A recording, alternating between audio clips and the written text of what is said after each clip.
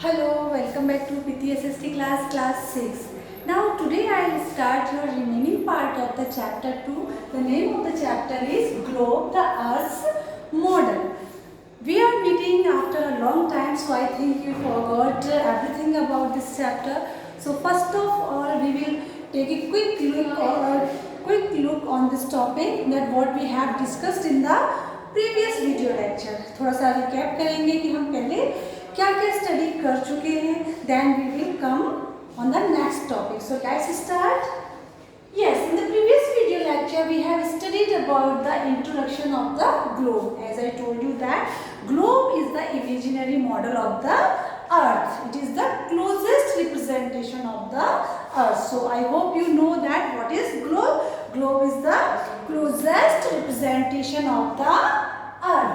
Now the next topic that we have discussed is what is globe. The Greeks were the first who used the globe in 150 BC. आपको पता होगा 150 BC में सबसे पहले जो Greeks थे उन्होंने ग्लोब को सबसे पहले यूज किया था.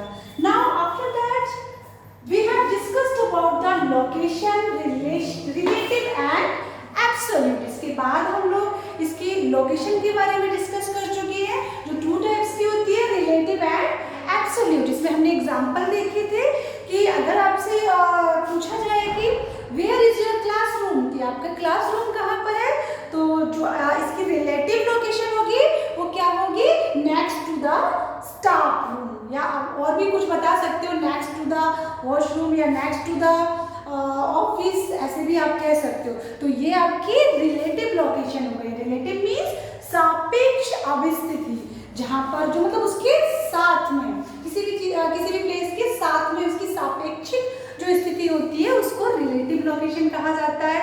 और जो सेकंड टाइप मैंने आपको बताया था लोकेशन का, वो एब्सोल्यूट लोकेशन. किसी भी चीज की जो एब्सोल्यूट लोकेशन होती है, जो सुनिश्चित स्थिति होती है, वो क्या होती है, जैसे हर प्लेस का, हर जगह का कोई ना कोई एड्रेस होता है, तो the definite address is called absolute location. और वही जो आपका डेफिनेट एड्रेस होता है उसी को क्या कहा जाता है, लोकेशन, एब्सोल्यूट लोकेशन कहा जाता है या सुनिश्चित स्थिति कहा जाता है. Then we have discussed latitude. I told you about the latitudes that the horizontal lines on the globe are called latitude. latitude को हिंदी में भी आपको बताया था कि अक्षांश रेखाएं जो होती हैं उनको latitude कहा जाता है.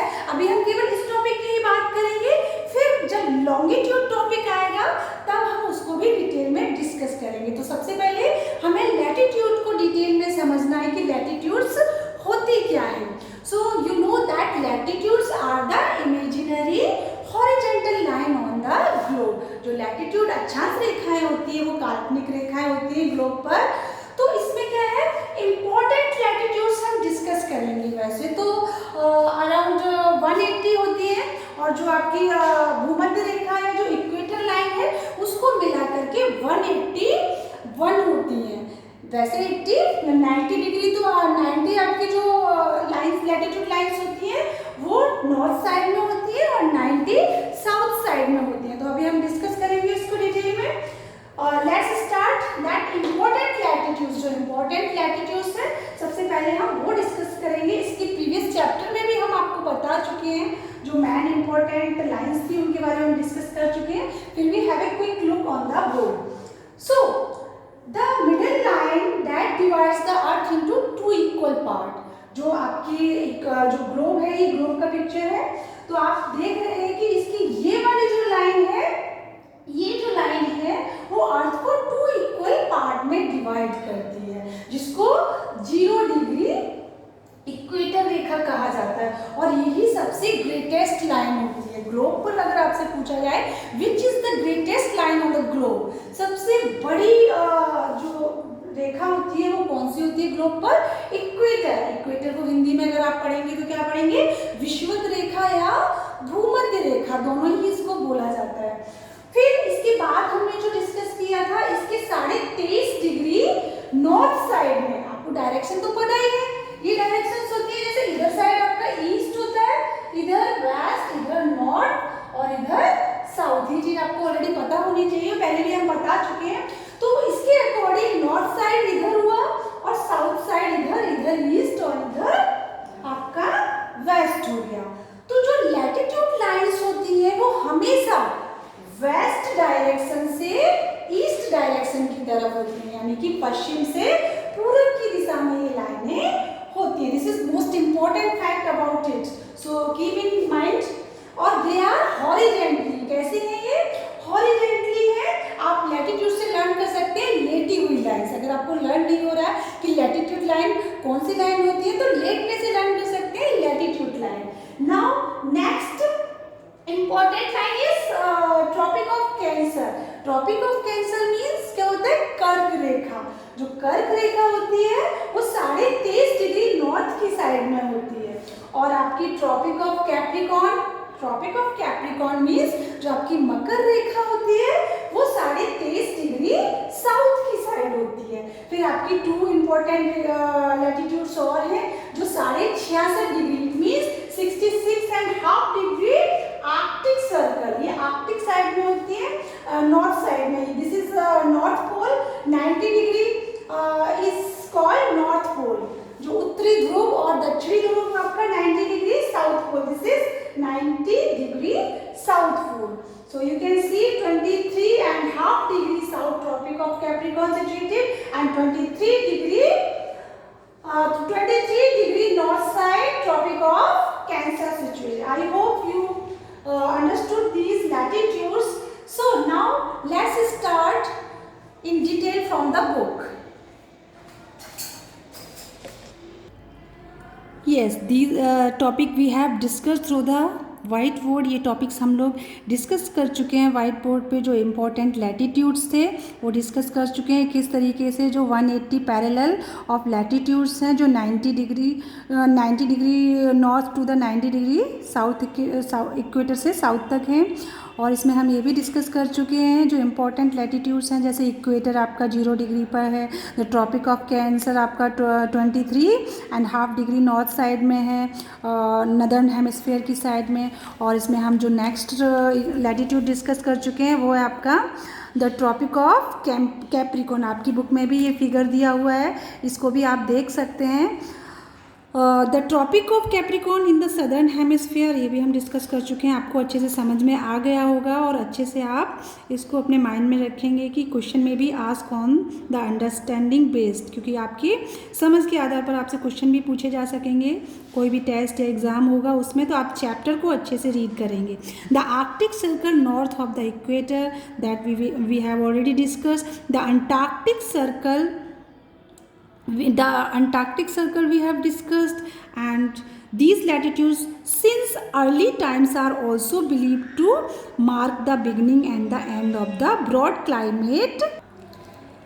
These latitudes since early times are also believed to mark the beginning and the end of the broad climatic zones of the earth. पृथ्वी की जो जलवायु क्षेत्र हैं उनको भी इन्हीं लैटिट्यूड्स के आधार पर मार्क किया गया है, जो हम डिस्कस करेंगे। जैसे थर्मल जोन्स, जो थर्मल जोन्स है जिसको हीट जोन भी कहा जाता है, ये आपका थर्मल जोन है। It is divided into 3 part. ये थर्मल जोन्स है जिसको हम 3 पार्ट में डिवाइड कर सकते हैं। These are also known as heat, इनको हीट जोन्स भी कहा गया है।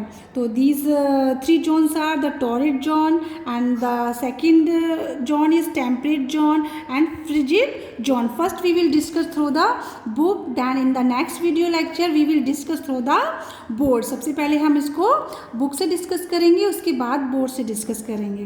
तो थर्मल जोन्स, जिससे कि कहाँ पर कितनी गर्मी होती है, कौन सा जोन कितनी, उसकी जो क्लाइमेट जोन है वो किस टाइप का है।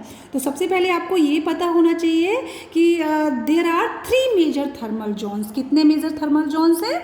3 मेजर थर्मल जोन्स हैं। आप देख सकते हैं these are also known as heat zones. जिनको इन जो थर्मल जोन्स हैं उनको हीट जोन्स के नाम से भी जाना जाता है। तो जो फर्स्ट जोन है उसको टॉरिड जोन कहेंगे, या हिंदी में आप अगर आप जानना चाहते हैं तो उष्ण कटिबंधीय है, जहाँ पर थोड़ा सा हॉट ज़्यादा रहता है, गर्मी ज़्यादा रहती है, is the area between the two tropic. अब इसकी सिचुएशन कहाँ पर होती है? जो टॉरिड जोन होता है, अभी तो आप इसमें से ऐसे पढ़ लीजिए, फिर आपको बोर्ड पे समझाएंगे कि जो टॉरिड जोन होता है वो किस टाइप का होता है। तो टॉरिड और कहाँ पर सिचुएटेड होता है? The torrid zone is the area between the to tropics. ये टू ट्रॉपिक्स के बीच का जो एरिया होता है, ट्रॉपिक ऑफ कैंसर से लेकर के जो ट्रॉपिक ऑफ कैप्रिकॉर्न के बीच का जो एरिया होता है, उसी को टॉरिड जोन या उष्ण कटिबंध कहा जाता है। तो द सन्स रेज फॉल, अब यहाँ पर इसको टॉरिड जोन क्यों कहा जाता है? क्योंकि यहाँ पर जो सन रेज हैं वो वर्टिकली सीधी पड़ती हैं। जो सूर्य की किरणें हैं वो सीधी पड़ती है, वर्टिकली पड़ती है। So it receives the maximum heat. इस प्रकार से यहाँ पर सबसे, जब सूर्य की किरणें सीधी पड़ती हैं तो सबसे ज़्यादा गर्मी होती है यहाँ पर। It is regarded as the hottest part of the earth, और पृथ्वी का सबसे गर्म भाग इसी को कहा जाता है। This area is also called the tropics. इस एरिया को ट्रॉपिक्स भी कहा जाता है। Now the second thermal zone we will discuss is temperate zone. Temperate zone को शीतोष्ण कटिबंध कहा जाता है, क्योंकि यहाँ पर ना तो ज़्यादा सर्दी होती है ना ही ज़्यादा गर्मी होती है। अब इसका सिचुएशन ये कहाँ पर सिचुएटेड होता है? The thermal zone is the area between the Tropic of Cancer and the Arctic Circle in the north side में आपका जो ट्रॉपिक ऑफ कैंसर है और आर्कटिक सर्कल है, उसके बीच का जो एरिया है वो टेम्परेट जोन कहलाता है। ऐसे ही आपका साउथ की साइड में जो ट्रॉपिक ऑफ कैप्रिकॉर्न से लेकर के अंटार्कटिक सर्कल का जो एरिया है उसको टेम्परेट जोन कहा जाता है। Here the sun is never overhead. यहाँ सूर्य कभी भी सिर के ऊपर नहीं चमकता है, मतलब सीधी किरणें नहीं पड़ती हैं। इट्स रेज आर स्लांटिंग, इस थोड़ी सी तिरछी किरणें पड़ती है सूरज की। So enough heat doesn't reach this area, तो पूरी अच्छे से हीट नहीं मिल पाती है इस एरिया को। Therefore this zone experiences moderate range of temperature, इसलिए यहाँ मध्यम जो टेम्परेचर है वो मध्यम रहता है। नाउ आपका वीडियो लंबा हो रहा है, इसलिए अब आपका जो नेक्स्ट रिमेनिंग फ्रिजिड जोन है और डायग्राम और फिगर के माध्यम से हम नेक्स्ट वीडियो लेक्चर में डिस्कस करेंगे। So thanks for watching, keep learning and keep observing these important points. Thanks.